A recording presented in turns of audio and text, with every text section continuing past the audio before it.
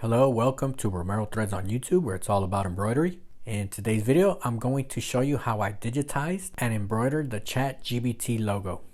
So this logo is a symmetrical type logo, and I'm going to start off with taking my time on this first part. And the GPT logo, it resembles a hexagon with rounded angles. So once I got this first part, it's just a matter of duplicating all my shapes. And in embroidery, there are different softwares. Here I'm using the Wilcom 4.5, and I'm using the column B to create my objects. And I'm also branching these two pieces to create one leg of my shape. So before I start duplicating, I want to make sure my sequence is perfectly set up, just so I can avoid any unnecessary cuts. And I also want to make sure that all of the small little details is all good to go, because once I start duplicating, then I don't want to go back and start changing settings. So everything looks good at this point. Now it's just a matter of duplicating, and I want to spin these objects at about 60 degrees and just line up my objects, make sure everything's good. And then once that next one's ready, duplicate it again, same thing, 60 degrees, and place it, make sure it lines up nice and clean. And then once I have 3, I could just times these 2, flip it, mirror it, and this time spin it at 180. So 60 times 3, that's my reflection here. Same thing, make sure everything lines up, replay it, make sure that I don't have any unnecessary cuts. And then this final one, this is where this final sand stitch is going to end. So I want to make sure that it lines up nice and clean and remove any unnecessary cuts.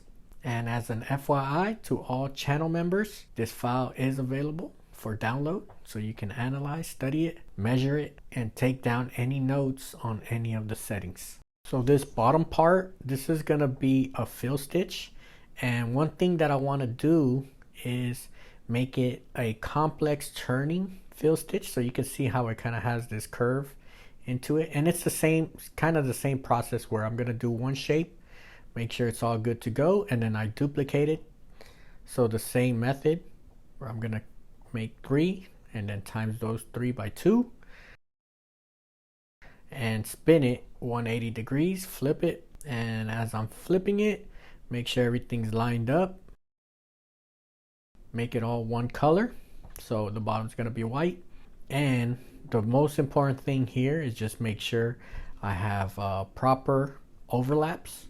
So this is where your push pull, or you're overlapping when you're digitizing, making sure that you overlap correctly. So here I'm just kind of measuring, make sure all my stuff looks good to go. And this is a global underlay where I make a running stitch just to kind of flatten out my fabric and make sure everything kind of spreads out evenly. And then once I'm done with it, make sure I put it as my first step. So then I push play, replay it, make sure it looks exactly like how I'm anticipating it here. So in total, I only have 2 cuts, all right, which is very efficient. Now we take it to the embroidery machine, and it should stitch out just like it's showing on the replay. All right, so here I got a kind of a instant replay. When I'm sampling out a design, I just like to make sure I have contrasting colors. So here I'm using a dark background with the white thread.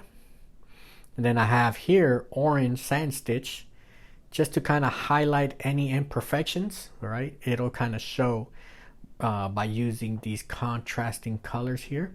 And since I have a complex fill stitch down below, this is where you want to make sure everything's being covered real good. So everything is looking nice and clean. Okay, we're just looking for gaps, we're looking for any imperfection. Everything looks good to go, so I am good with this design. If you have any questions, leave it down below, and I'll see you on the next one. Peace out.